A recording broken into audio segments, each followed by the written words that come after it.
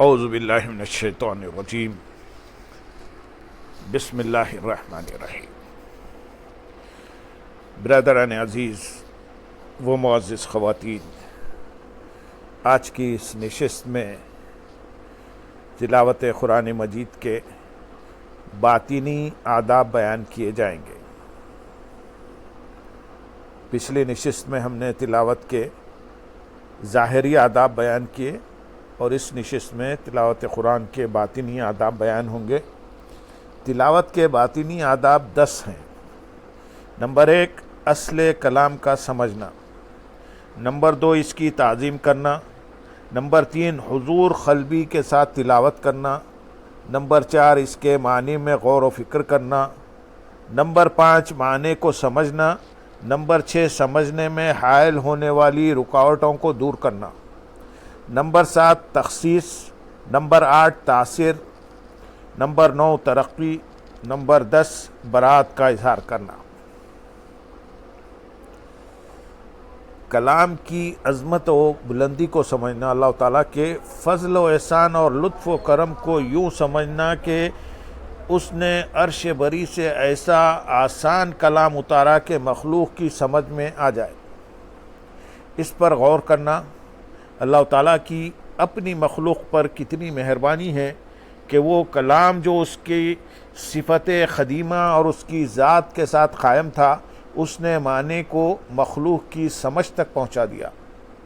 وہ صفت حرف و اصوات یعنی آوازوں سے کس طرح ظاہر ہوئی، حالانکہ حروف و اصوات بشری صفات ہیں، لیکن چونکہ بشر کو طاقت نہیں کہ وہ اپنی صفات کے وسیلے کے بغیر صفات الہیہ کو سمجھ سکے، لہذا ان حروف و اصوات کے پیرائے میں اس صفت کا کلام کو ڈھال دیا گیا، اس صفت کلام کو ڈھال دیا گیا۔ اگر بالفرض کلام الہی کے جلال کی حقیقت حروف کے پیرائے میں چھپی نہ ہوتی تو عرش بھی اسے سن کر نہ ٹھہر سکتا، نہ خاک کو اس کے سننے کی تاب ہوتی۔ اس کی عظمت اور نور جلال سے فرش تا عرش سب ناپید ہو جاتے۔ اگر اللہ تعالیٰ حضرت سیدنا موسیٰ کلیم اللہ علیہ نبینا علیہ الصلاۃ والسلام کو ثابت قدم نہ رکھتا تو ان میں کلام الہی سننے کی تاب نہ ہوتی۔ جیسے پہاڑ ادنا تجلی برداشت نہ کر سکا اور ریزہ ہو گیا، کلام الہی کی عظمت کو ایسی مثالوں کے بغیر سمجھنا ممکن نہیں جن تک مخلوق کی عقل کی رسائی ہو۔ اسی لیے بعض عارفین نے اسے یوں تعبیر کیا کہ کلام الہی میں سے ہر حرف لوح محفوظ میں کوہ قاف پہاڑ سے بڑا ہے۔ اگر تمام فرشتے ایک حرف کو اٹھانے کے لیے جمع ہو جائیں تو بھی نہ اٹھا پائیں، البتہ لوح محفوظ پر معمور فرشتے حضرت سیدنا اسرافیل علیہ السلام اسے اٹھا لیتے ہیں، لیکن اللہ تعالیٰ کے اذن اور اس کی رحمت سے، نہ کہ اپنی طاقت و قوت سے۔ اللہ تعالیٰ نے انہیں یہ طاقت عطا فرمائی ہے اور یہ کام انہی کے سپرد ہے۔ کلام الہی کے بلند مرتبے ہونے کے باوجود اللہ تعالیٰ نے انسان کی عقل کو اس کے معنی سمجھنے تک رسائی عطا فرمائی اور اسے ثابت رکھا، حالانکہ انسان کا مرتبہ کم ہے۔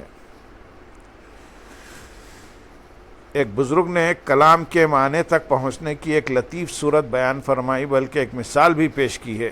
چنانچہ فرماتے ہیں، کسی دانا شخص نے ایک بادشاہ کو انبیاء اکرام علیہ الصلاۃ والسلام کی لائی ہوئی شریعت کی دعوت دی تو بادشاہ نے چند سوال کیے تو دانا نے بادشاہ کی سمجھ کے مطابق جوابات دیے۔ بادشاہ نے کہا، میں نے دیکھا ہے کہ انبیاء اکرام علیہ السلام جو کلام لاتے ہیں تم اس کے متعلق کہتے ہو کہ یہ لوگوں کا کلام نہیں بلکہ اللہ تعالیٰ کا کلام ہے، پھر لوگ اسے کیسے سمجھتے ہیں؟ اس دانا شخص نے جواب دیا، ہم دیکھتے ہیں کہ لوگ جب کسی جانور یا پرندے کو کچھ سکھانا چاہتے ہیں، مثلا آگے بڑھانا، پیچھے ہٹانا یا سامنے منہ کرنا اور پشت پھیرنا وغیرہ، اور وہ جانوروں کو دیکھتے ہیں کہ وہ لوگوں کی عقل سے تحسین و تزئین اور عجیب تنظیم کے ساتھ صادر ہونے والے کلام کو سمجھنے سے قاصر ہیں، تو وہ جانوروں کے رنگ میں ڈھل کر کلام کرتے ہیں اور اپنے مقصود کو ان میں ایسی آواز سے پہنچاتے ہیں جو ان کی سمجھ کے مناسب ہو، مثلاً ٹخ ٹخ کرنا، سیٹی بجانا اور ایسی آوازیں جو ان کی آوازوں کے قریب قریب ہوں تاکہ وہ انہیں سمجھ سکے۔ اسی طرح لوگ بھی کلام الہی کو اس کی ماہیت اور کمال صفات سے سمجھنے سے عاجز ہیں، تو انبیاء اکرام علیہ السلام نے بھی ان کے ساتھ وہی انداز اختیار کیا جو لوگ جانوروں کے ساتھ برتتے ہیں، یعنی اس کلام پاک کو ایسے الفاظ و حروف میں بیان کیا جس سے لوگ اس کی حکمت کو سمجھ جائیں۔ جیسے جانور سیٹی وغیرہ سے ان کے مطالب کو سمجھ لیتے ہیں، اور چونکہ حکمت کے معنی ان حروف اور اصوات میں پوشیدہ رہتے ہیں، لہذا ان معنی کی شرافت اور عظمت کے سبب کلام کی سمجھ آتی ہے۔ تو گویا آواز حکمت کے لیے جسم اور مکان، جبکہ حکمت آواز کے لیے جان اور روح ہے۔ جس طرح آدمی کا جسم روح کے سبب مکرم و معزز ہوتا ہے، اسی طرح کلام کے اصوات و حروف بھی ان میں موجود حکمتوں کی وجہ سے مشرف و مقصود ہوتے ہیں، اور کلام بلند مرتبے اور اعلیٰ درجے رکھتا ہے۔ غلبے میں زبردست، حق و باطل میں حکم نافذ کرنے والا، حاکم، عادل، پسندیدہ گواہ ہے۔ اسی سے امر و نہی کا صدور ہوتا ہے، باطل کو تاب نہیں کہ پر حکمت کلام کے سامنے ٹھہر سکے۔ جیسے سایہ سورج کی شعاع کے سامنے نہیں ٹھہر سکتا، بندوں میں طاقت نہیں کہ حکمت کی گہرائی کے پار جائیں، جیسے وہ اپنی آنکھوں کو سورج کی روشنی کے پار نہیں کر سکتے۔ البتہ سورج کی روشنی سے انہیں اتنا حاصل ہوتا ہے کہ جس سے ان کی آنکھوں میں نور آ جائے اور وہ اپنی ضروریات کی طرف رہنمائی حاصل کرے۔ کلام الہی چھپے ہوئے بادشاہ کی مانند ہے، جس کا چہرہ محسوس نہیں ہوتا لیکن اس کا حکم جاری ہے، یا گویا وہ سورج ہے جس کی روشنی ظاہر ہے مگر وہ خود پوشیدہ ہے، یا چمکتے ستارے کی مثل ہے کہ جسے اس کی چال سے واقفیت نہیں ہوتی، وہ بھی اس کے ذریعے راہ پا لیتا ہے۔ خلاصہ کلام الہی نہایت عمدہ خزانوں کی چابی ہے۔ یہ آب حیات ہے کہ جس نے اس میں سے پیادہ حیات ابدی، جس نے اس میں سے پیا وہ حیات ابدی سے متصف ہو گیا، اور ایسی دوا ہے کہ جس نے اس کو نوش کیا کبھی بیمار نہ ہوا۔ یہ دانا شخص نے جو بیان کیا ہے کلام کے معنی کو سمجھنے کے لیے ایک مختصر سی بات ہے، اس سے زیادہ بیان کرنا علم معاملہ کے مناسب نہیں، لہذا اسی پر اکتفا کرنا چاہیے۔ قاری قرآن کو چاہیے کہ تلاوت قرآن شروع کرتے وقت دل میں متکلم کی عظمت ظاہر کرے اور یہ جانے کہ جو کچھ میں پڑھ رہا ہوں یہ بندوں کا کلام نہیں، کلام مجید کی تلاوت میں بہت زیادہ خطرہ ہے، کیونکہ اللہ تعالیٰ ارشاد فرماتا ہے لا یمسہ الا المطہرون، اسے نہ چھوئیں مگر باوضو۔ جس طرح ظاہری جلد قرآن اور اس کے اوراق کا یہ ادب ہے کہ آدمی کا جسم بغیر طہارت انہیں نہ لگے، اسی طرح اس کے معنی کا باطن بھی اللہ تعالیٰ کے حکم سے پردے میں ہے، جو دل کے اندر ہر طرح کی ناپاکی سے پاک ہوئے بغیر اور نور تعظیم و توقیر سے منور ہوئے بغیر نہیں آ سکتے۔ جس طرح ایک ہاتھ جلد مصحف کو چھونے کے لائق نہیں، اسی طرح ہر زبان اس کے حروف کی تلاوت کی بھی لیاقت نہیں رکھتی، نہ ہر ایک دل میں اس کے معنی حاصل کرنے کی قابلیت ہے۔ اسی تعظیم کے سبب حضرت سیدنا اکرمہ بن ابی جہل رضی اللہ تعالیٰ عنہ جب قرآن پاک کھولتے تو ان پر غشی طاری ہو جاتی اور فرماتے یہ میرے پروردگار عز و جل کا کلام ہے، یہ میرے رب عز و جل کا کلام ہے۔ کلام کی عظمت سے متکلم کی عظمت ہوتی ہے، اور متکلم کی عظمت دل میں تب تک نہیں آ سکتی جب تک کہ اس کی صفات اور جلال و افعال پر فکر نہ کرے۔ بس جب قاری کے دل میں عرش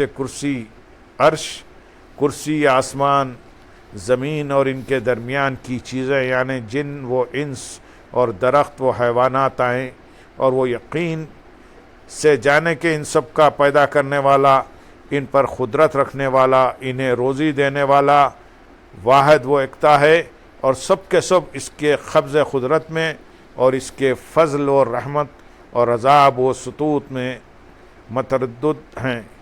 اگر وہ انعام کرے گا تو اپنے فضل سے اور اگر وہ عذاب دے گا تو اپنے عدل سے۔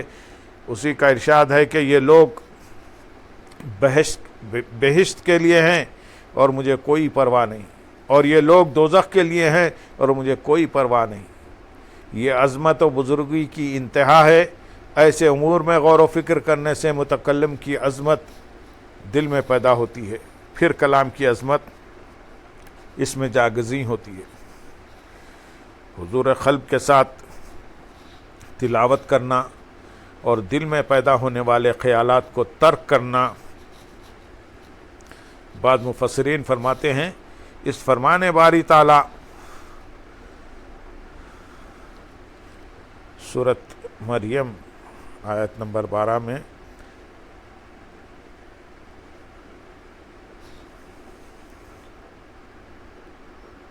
یحییٰ خذ الکتاب بقوت سے مراد کوشش و اجتہاد ہے، اور کوشش کے ساتھ پکڑنے کا مطلب یہ ہے کہ اس کی قرأت کے وقت صرف اسی کی طرف توجہ ہو، کسی دوسری جانب نہ ہو۔ کسی نیک بندے سے پوچھا گیا کہ تلاوت قرآن کے دوران آپ اپنے نفس سے بھی کوئی بات کرتے ہیں، یعنی دل میں کسی اور چیز کا خیال آتا ہے؟ انہوں نے فرمایا کیا کوئی چیز مجھے قرآن سے زیادہ محبوب ہوگی کہ میں نفس سے اس کے بارے میں گفتگو کروں؟ بعض بزرگ جب قرآن کریم کی کوئی آیت پڑھتے اور دل میں اس کی طرف متوجہ نہ ہوتا تو اسے دوبارہ پڑھتے۔ یہ صفت تعظیم کلام سے پیدا ہوتی ہے جس کا پہلے ذکر ہوا، کیونکہ یہ جو شخص پڑھے جانے والے کلام کی تعظیم کرتا ہے وہ اس پر خوش ہوتا اور اس سے مانوس ہوتا ہے اور اس سے غافل نہیں ہوتا۔ قرآن پاک میں انس کی باتیں ہیں، اگر پڑھنے والا اس کا اہل ہو تو وہ غیر کے ذریعے کیسے انس حاصل کرے گا۔ قرآن پاک میں سیر و سیاحت اور خوشی کے مقامات ہیں۔ جو شخص سیر و تفریح کے مقام پر ہو وہ دوسری طرف متوجہ نہیں ہوتا۔ منقول ہے کہ قرآن پاک میں میدان، باغات، حجرے، دلہنیں، ریشمی لباس، باغیچے اور سرائے ہیں۔ لفظ میم قرآن پاک کے میدان میں، لفظ قرآن پاک کے باغات ہیں، لفظ ہا اس کے حجرے ہیں۔ تسبیح سے شروع ہونے والی صورتیں قرآن پاک کی دلہنیں ہیں۔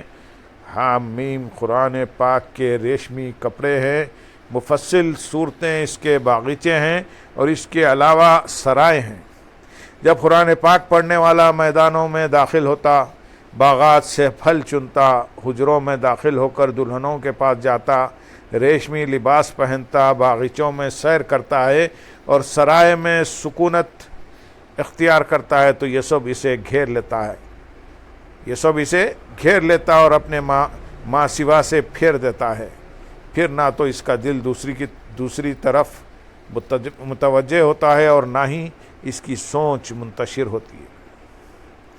یہ حضور قلب کے علاوہ ہے، کیونکہ کبھی تلاوت کرنے والا قرآن کے علاوہ میں غور تو نہیں کرتا مگر فقط قرآن سننے پر اکتفا کرتا ہے، اس میں تدبر نہیں کرتا، حالانکہ قرأت سے مقصود تدبر کرنا ہے، اس لیے ترتیل سے یعنی ٹھہر ٹھہر کر تلاوت کرنا مسنون ہے، کیونکہ اگر ظاہراً ٹھہر ٹھہر کر پڑھے تو غور و خوض بھی کرے گا۔ امیر المومنین حضرت سیدنا علی المرتضیٰ کرم اللہ تعالی وجہ الکریم فرماتے ہیں اس عبادت میں کوئی بھلائی نہیں جس میں سمجھ نہ ہو، اور اس قرات میں کوئی بہتری نہیں جس میں غور و فکر نہ ہو۔ اگر بار بار پڑھے بغیر غور و فکر پر قادر نہ ہو تو بار بار پڑھے، البتہ امام کی اقتداء میں ہو تو ایسا نہ کرے، کیونکہ اگر وہ ایک آیت میں غور و فکر کرتا رہا اور امام دوسری میں مشغول ہو گیا تو یہ شخص گناہگار ہوگا۔ اس کی مثال اس شخص جیسی ہے کہ کوئی اس کے کان میں کوئی کلمہ کہے اور وہ اس کے ایک لفظ سے تعجب کرنے لگے اور باقی کلام میں غور و فکر نہ کرے۔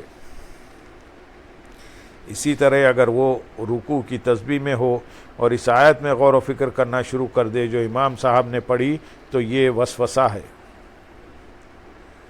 مروی ہے کہ حضرت سیدنا عامر بن عبد القیس رحمۃ اللہ علیہ نے فرمایا مجھے نماز میں وسوسے آتے ہیں۔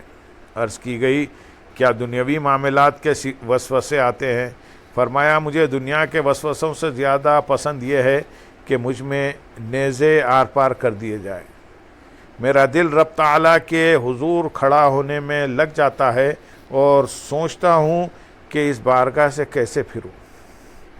آپ رحمۃ اللہ علیہ نے اسے وسوسہ شمار کیا، اور یہ وسوسہ ہی ہے کہ نمازی جو کچھ پڑھ رہا ہو اسے سمجھنے نہیں دیتا، اور شیطان کامل ایمان لوگوں پر اسی طرح قابو پاتا ہے کہ انہیں کسی دینی کام میں مشغول کر دیتا، بلکہ اس کے ذریعے افضل کام سے روکتا ہے۔ جب حضرت سیدنا امام حسن بصری علیہ رحمہ سے یہ بات کی گئی تو آپ نے فرمایا اگر تم ان کے متعلق یہ سچ کہتے ہو تو ہم پر اللہ تعالیٰ نے یہ احسان نہیں فرمایا۔ مروی ہے کہ ایک بار حضور نبی کریم صلی اللہ علیہ وسلم نے بسم اللہ الرحمن الرحیم پڑھی اور اسے 20 مرتبہ دہرایا۔ 20 بار اس لیے دہرایا کیونکہ آپ اس کے معنی میں غور و فکر کر رہے تھے۔ حضرت سیدنا ابو ذر غفاری رضی اللہ تعالیٰ عنہ سے مروی ہے کہ ایک رات حضور نبی پاک صلی اللہ علیہ وسلم نے ہمارے پاس قیام فرمایا، آپ ایک ہی آیت مقدسہ بار بار پڑھتے رہے، وہ آیت یہ ہے، سورۃ المائدہ 118ویں آیت، اگر تو انہیں عذاب کرے تو وہ تیرے بندے ہیں، اور اگر تو انہیں بخش دے تو بے شک تو ہی ہے غالب حکمت والا۔ اگر تو انہیں عذاب کرے تو وہ تیرے بندے ہیں، اگر تو انہیں بخش دے تو بے شک تو ہی ہے غالب حکمت والا۔ ایک رات حضرت سیدنا تمیم بن اوس داری رضی اللہ تعالیٰ عنہ کھڑے ہو کر یہ آیت مبارکہ بار بار پڑھتے رہے، کیا جنہوں نے برائیوں کا ارتکاب کیا یہ سمجھتے ہیں کہ ہم انہیں ان جیسا کر دیں گے جو ایمان لائے اور اچھے کام کیے۔ حضرت سیدنا سعید بن جبیر رحمۃ اللہ علیہ ایک رات کھڑے ہو کر یہ آیت تلاوت کرتے رہے،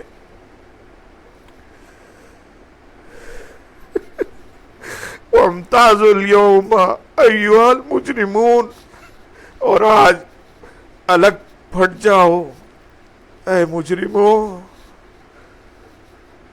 ایک بزرگ فرماتے ہیں میں ایک سورت شروع کرتا ہوں اور اس میں اسی بات کا مشاہدہ کرتا ہوں کہ صبح تک کھڑا رہتا ہوں اور وہ سورت مکمل نہیں ہوتی۔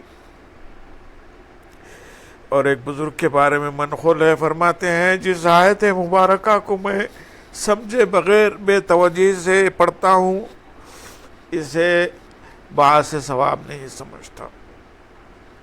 حضرت سیدنا ابو سلیمان درانی قدس سرہ العزیز فرماتے ہیں میں قرآن پاک کی کوئی آیت پڑھتا ہوں تو 4-5 راتیں اس میں غور و فکر کرتے گزر جاتی ہیں، اگر میں خود اس میں غور و فکر کرنا نہ چھوڑوں تو دوسری آیت کی نوبت ہی نہ آئے۔